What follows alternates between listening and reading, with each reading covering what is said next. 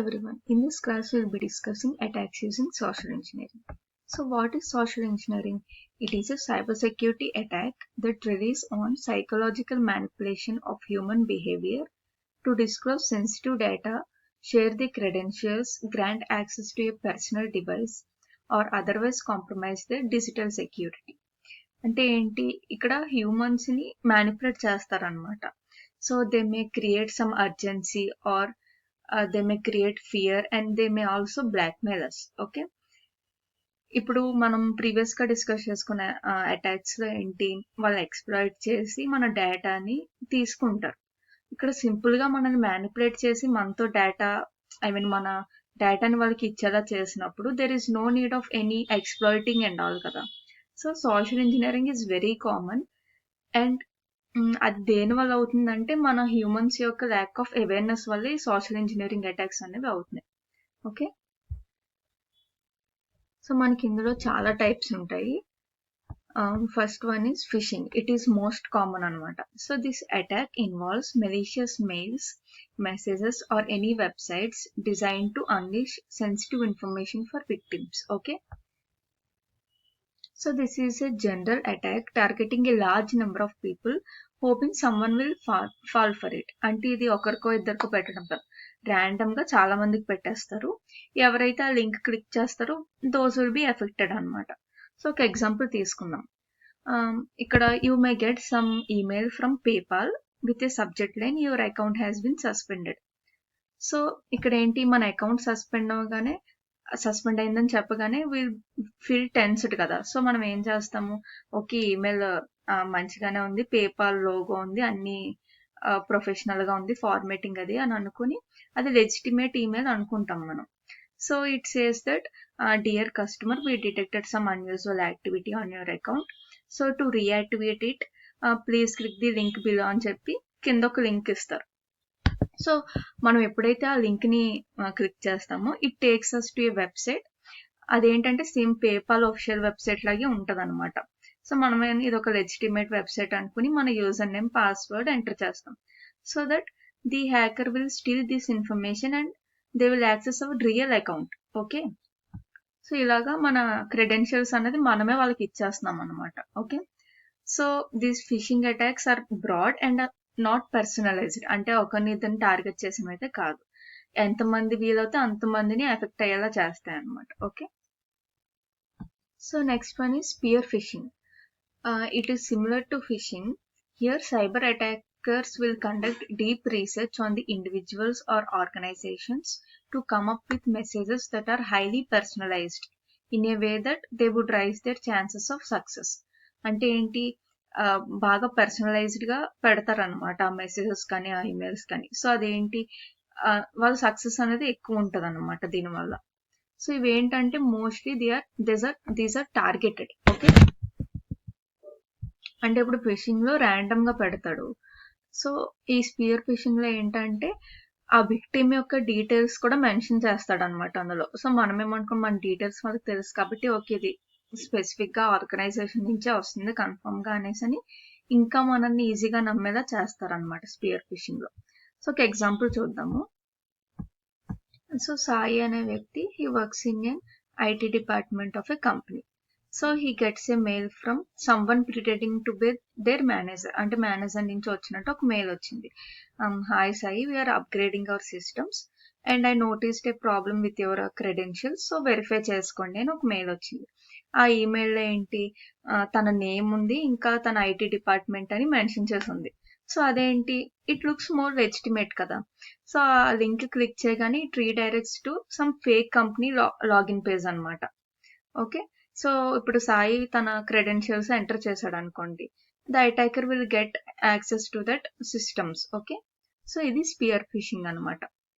అంటే స్పెసిఫిక్ గా టార్గెట్ చేసి వాళ్ళ నేమ్, వాళ్ళ డీటెయిల్స్ అవన్నీ మెన్షన్ చేస్తారు. So it will look more convincing. Okay, so next one is phishing. It is also known as voice phishing. ఇది కూడా type of phishing. It uses voice communication mainly using telephone to extract our sensitive data from the victim అనమాట. So ఏంటి, for example you will be getting a phone call from someone like bank అనమాట. So, మీ bank నుంచి ఒక phone call వచ్చినట్టు వచ్చింది మీకు. So, వాళ్ళేమంటారు, hello మేము ఈ బ్యాంక్‌లో some manager or something.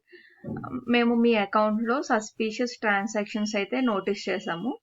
So, మీరు అర్జెంట్‌గా మీ అకౌంట్ నెంబరు, పిన్ నెంబరు ఇవ్వండి. సో, మేము వెరిఫై చేస్తామని చెప్తారు. సో, ఆ ఫోన్ చేసిన వాడేంటి, ఇది చాలా అర్జెంటు, మీరు అర్జెంట్‌గా ఇవ్వకపోతే మేము బ్లాక్ చేస్తాం అన్నట్టు మనం కంగారు పెడతారనమాట. సో, మనం వెంటనే ఏం చేస్తాం, ఆలోచించకుండా మన అకౌంట్‌కి ఏదో అయిపోయిందనుకుని మన బ్యాంక్ డీటెయిల్స్ అన్నీ వాళ్ళకిచ్చేస్తాము. So, they can use those credentials to steal the money. So, ఇలాగా విషింగ్‌లో అటాక్స్ అన్నది అవుతదనమాట. ఓకే. ఈ విషయంలో మెయిన్ పాయింట్ ఏంటి, వాయిస్ కమ్యూనికేషన్ ద్వారా అవుద్ది. And they create some sense of urgency and pressure the victim to give the details అనమాట. Okay. Next one is smishing or SMS phishing. So it uses fake mobile text messages to trick people into downloading malware, sharing sensitive information or sending money to cyber criminals. Okay. So, మనకి ఫిషింగ్లో mails వాడారు, విషింగ్లో voice messages కానీ phone calls కానీ, అలాగే స్మిషింగ్లో మన normal text messages కానీ SMS కానీ use చేస్తారనమాట. For example, మీకు ఒక SMS వచ్చింది ఏమని, your package is on hold, verify your details to schedule the delivery అని ఒక మెలీషియస్ లింక్ అన్నది ఇస్తాడు. మనం ఎప్పుడైతే ఆ లింక్ని క్లిక్ చేసామో it open some fake website and it asks us our personal and financial information. మనం ఎప్పుడైతే ఇన్ఫర్మేషన్ ఇచ్చామో the attacker can steal our identity or money. So, ఇలాగా స్మిషింగ్ అటాక్ అవుతుంది అనమాట. Okay. So, next one is whaling. It is a type of phishing attack, but it targets one person, typically high level executive. అంటే ఏంటి, it is highly targeted attack అనమాట. So, ఎవరిని target చేస్తారు, senior executives కానీ high profile ఉన్న ఇండివిజువల్స్ని కానీ target చేస్తారు, అంటే CEOస్ని, డైరెక్టర్స్ని అలాగా. సో, ఫర్ ఎగ్జాంపుల్, ఒక కంపెనీ CEOకి ఒక మెయిల్ వచ్చింది అనమాట. అదేంటి, వాళ్ళ కంపెనీ లీగల్ అడ్వైజర్ నుంచి వచ్చినట్టు వచ్చింది. సబ్జెక్ట్ ఏమిస్తాడు, urgent review pending for some documents అనేసి. సో, అందులో ఏముంటది, హాయ్ అని చెప్పి ఆ CEO నేమ్ ఇచ్చి, we need you to review the attached documents for the upcoming lawsuit. So, please respond as soon as possible to avoid any legal complications అని ఇచ్చారు. So, ఆ ఈమెయిల్ అన్నది చాలా ప్రొఫెషనల్గా CEO నేమ్ వాళ్ళ పొజిషన్ యూజ్ చేసి వచ్చిందనమాట. సో, ఆయన ఏమనుకుంటారు, ఓకే మళ్ళీ లీగల్గా అన్ని ఇష్యూ వస్తుంది, ఇమీడియట్గా రెస్పాండ్ అవ్వాలనేసి ఆ అటాచ్మెంట్ని క్లిక్ చేస్తారు, అవేంటో చూద్దాం అనేసి. సో, అటాచ్మెంట్లో ఏంటి, it contains malware or any fishing link design to compromise that company data అనమాట. సో, ఇక్కడ ఏంటి, ఆ సెన్సిటివ్ డేటా అన్నది వాళ్ళకి వెళ్ళిపోద్ది అనమాట. సో, ఇలా వేలింగ్ అన్నది అవుతుంది. So, it mostly targets on high profile ఉన్న ఇండివిజువల్స్కి. ఓకే, అంటే CEOs అలాగా. So, next one is baiting. Scammers will make false promises to users in order to lure them into revealing personal information or installing malware on the system. అంటే ఏంటి, ఇక్కడ అది promise some free items అనమాట, ఏదన్నా tempting గా చెప్తారనమాట. అంటే free, you will be getting some free items or any access to restricted content అని చెప్పి they will trap the victims అనమాట. ఫర్ ఎగ్జాంపుల్, ఇదైతే మనకి చాలా సార్లు చూసుంటాము. మనకి ఇంటర్నెట్ వాడుతున్నప్పుడు will be getting a popup ad saying that congratulations, you want some free iPhone, click here to claim the prize అనేసి. మనం ఏంటి, ఫ్రీగా ఒక ఆఫర్ వచ్చింది కదని will be clicking that link. So, it redirects us to website and it asks us our personal details, ఇంకా credit card information ఇచ్చి మీ ప్రైజ్ ని ప్రాసెస్ చేసుకోండి అని చెప్తుంది. మనం ఏంటి, అన్ని ఇచ్చేస్తాము. సో, మనకి లాస్ట్ కి ఐఫోన్ అయితే ఇవ్వరు, కానీ ఆ details will be stolen and it will be used for some fraudulent purpose అనమాట. ఓకే, ఇక్కడ ఏంటి, ఫ్రీ ఐటమ్స్, ఇంకొకటి యాక్సెస్ టు రెస్ట్రిక్టెడ్ కంటెంట్ అనేసి అని చెప్పి ఇంకా ట్రాప్ చేస్తారు. ఫర్ ఎగ్జాంపుల్, మీరు ఒక కాఫీ షాప్ లో ఉన్నారు, మీకు అక్కడ ఒక ఏదో USB డ్రైవ్ ఉంది, దాని మీద ఏముంటది, కంపెనీ సాలరీస్ కాన్ఫిడెన్షియల్ అని ఉంది. మనం ఏంటి, ఇది ఎవరికి తెలీదు, కాన్ఫిడెన్షియల్ డేటా కదా, సో మనకి తెలుస్తుంది ఫ్రీగా దొరికింది అనేసి మనం ఆ USB డ్రైవ్ ని తీసుకొచ్చి మన ల్యాప్టాప్ కి ప్లగ్ ఇన్ చేసాం అనుకోండి, అది ఆటోమేటిక్గా మాల్వేర్ని ఇన్స్టాల్ చేస్తుంది. మన కంప్యూటర్లో ఉన్న పర్సనల్ ఫైల్స్, సెన్సిటివ్ డేటా మొత్తం కూడా attacker can access it. Okay, so this is biting. So next one is diversion theft. So here a thief persuades a courier or to pick up or drop off a package in a wrong location and deliver an incorrect package or deliver a package to a wrong recipient. Okay, అంటే ఏంటి, redirecting some valuable goods or any some sensitive information to the attacker instead of intended recipient. ఎవరికైతే వెళ్ళాలో వాళ్ళకి కాకుండా అటాకర్కి వచ్చేలా చేసుకోవడం అనమాట. అంటే సింపుల్గా చెప్పాలంటే ఇప్పుడు మీ ఫ్రెండ్ సమ్ పిజ్జా ఆర్డర్ పెట్టుకున్నారనుకోండి, మీరేంటి తను నా ఫ్రెండే, అది ఇక్కడే డెలివర్ చేసేయండి అనేసి కొరియర్ బాయ్తో మాట్లాడి మీ దగ్గరికి వచ్చేలా చేసుకోవడం అనమాట. సో ఒక రియల్ లైఫ్ ఎగ్జాంపుల్ చూద్దాం. ఒక కొరియర్ కంపెనీ ఉంది. It is delivering some expensive electronics to a business organization. So before the delivery reaches its destination, ఆ కొరియర్కి అతనికి ఒక ఫోన్ కాల్ వస్తుంది అనమాట. Someone from the customer phone చేసినట్టు ఫోన్ చేసి ఏం చెప్తారు, నేను ఈ కంపెనీ నుంచి మాట్లాడుతున్నాను, మేము ఒక ఆర్డర్ అయితే పెట్టాం కదా ఎలక్ట్రానిక్స్, సో మా ఆఫీస్లో కొంచెం వర్క్ అనేది అవుతుంది, రినోవేషన్స్ అవుతున్నాయి, సో అది మా ఆఫీస్కి కాకుండా మాకు తెలిసిన వేర్ హౌస్ ఉంది, అక్కడ ఇచ్చేసేయండి అనేసి ఒక అటాకరే ఫోన్ చేసి చెప్తాడు అనమాట. సో ఆ కాల్ నిజం అనుకుని ఆ కొరియర్ ఏం చేస్తారు, ఆ ప్యాకేజ్ని వాళ్ళు ఇచ్చిన ఫేక్ అడ్రస్కి ఇస్తారనమాట ఆ వేర్ హౌస్కి. కానీ అది వేర్ హౌస్ కాదు, it will be the attacker's home or something అనమాట. So attacker will collect the goods and he will disappear. So అక్కడ ఏంటి, ఆ బిజినెస్ కి అది అందదు. The attacker will take this and he will jump. Okay, so diversion theft ని మనం prevent చేయాలంటే ఏం చేయాలి, ఎవరన్నా ఫోన్ చేసి చెప్పినా కూడా we should verify any change request directly with the original recipient అనమాట. ఎవరు చెప్తే వాళ్ళు విని అక్కడ డెలివర్ అయితే చేయకూడదు. ఓకేనా. So next one is business email compromise, BEC. Here the attacker poses a trustworthy executive who is authorized to deal with financial matters with the organization. అంటే ఏంటి, వాళ్ళ కంపెనీలో ఫైనాన్షియల్ మ్యాటర్స్ ఎవరైతే డీల్ చేస్తున్నారో వాళ్ళ నుంచి మెయిల్ వచ్చినట్టు క్రియేట్ చేస్తారనమాట. ఫర్ ఎగ్జాంపుల్ మీ స్కూల్లో లేకపోతే మీ కాలేజ్లో మీ ప్రిన్సిపల్ నుంచే మీకు ఒక మెయిల్ వచ్చింది అనుకోండి, మీరు ఏమనుకుంటారు, అమ్మ ప్రిన్సిపల్ మెయిల్ పెట్టారు, షుడ్ రియాక్ట్ ఇట్ అనేసి అని వెంటనే వాళ్ళు ఏం చెప్తే అది చేస్తారు కదా, అలాగనమాట. So for example, an employee in the finance department receives an email that looks like it's from their CEO of their company. Okay, so hello Sai, we are closing a deal with an important client and I urgently need you to give some money అనేసి ఆ మనీని mention చేసి account details కూడా ఇస్తారనమాట. So ఇది చాలా fast urgent, ఒకసారి చేసిన వెంటనే చెప్పండి అనేసి CEO నుంచి మెయిల్ వచ్చినట్టు వస్తుంది అనమాట. మనకేంటి, ఆ ఈమెయిల్ అనేది లెజిటిమేట్ గా అనిపిస్తుంది మన సాయికి. సో తను ఏం చేస్తాడు, ఓకే జెన్యున్ రిక్వెస్ట్ అనుకుని మనీ మొత్తం ట్రాన్స్ఫర్ చేసేస్తాడు. సో ఇలాగ అటాక్ అనేది అవుతుంది అనమాట. సో మనం క్లియర్ గా అబ్జర్వ్ చేస్తే ఆ ఈమెయిల్లో ఏదో ఒక చిన్న డిఫరెన్స్ అయితే ఉంటుంది. ఇప్పుడు కంపెనీని చిన్న స్పెల్లింగ్ మిస్టేక్ అంటే అది మనం డైరెక్ట్ గా చూస్తే అంత కనిపెట్టలేము, we should cross check it అనమాట. Okay, and we should use multi-factor authentication for email accounts to prevent these type of compromises. Okay,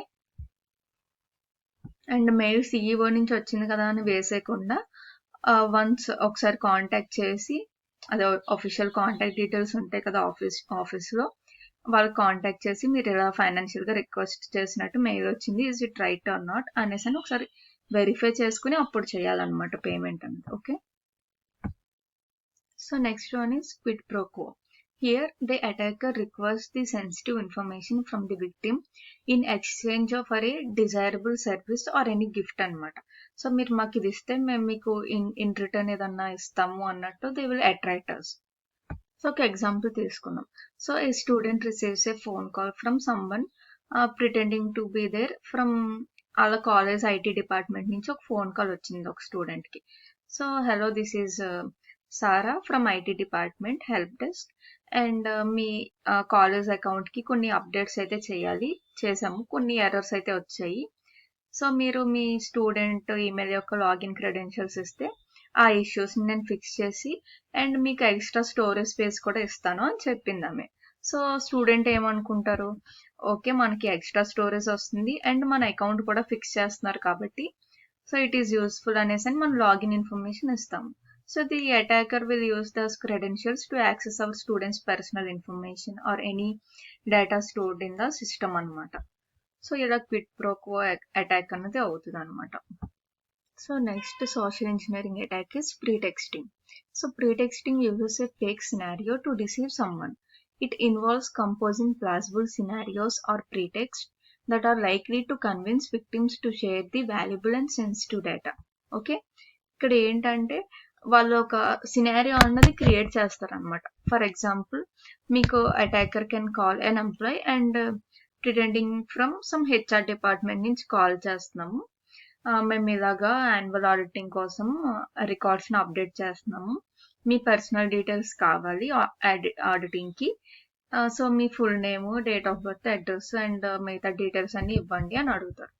so ఇక్కడ ఎంప్లాయ్ ఏమనుకుంటారో, తను హెచ్ఆర్ డిపార్ట్మెంట్ నుంచి అని చెప్పారు, ఒక పర్పస్ అయితే ఉంది, ఆడిటింగ్ అని చెప్పారు, అప్డేట్ రికార్డ్స్ అన్నారు, సో ఇన్ఫర్మేషన్ ఇచ్చేద్దాం అనేసి అని వాళ్ళ పర్సనల్ ఇన్ఫర్మేషన్ మొత్తం ఇచ్చేస్తారు అనమాట. So the attacker now has the personal data and it can be used for any identity theft or any company accessing the company systems anamata. Okay, so next attack is honey trap. It specifically targets individuals looking for love on online dating websites or social media. So over time the criminal takes the advantage of the relationship and tricks the victim into giving them money, extracting the personal information or installing the malware.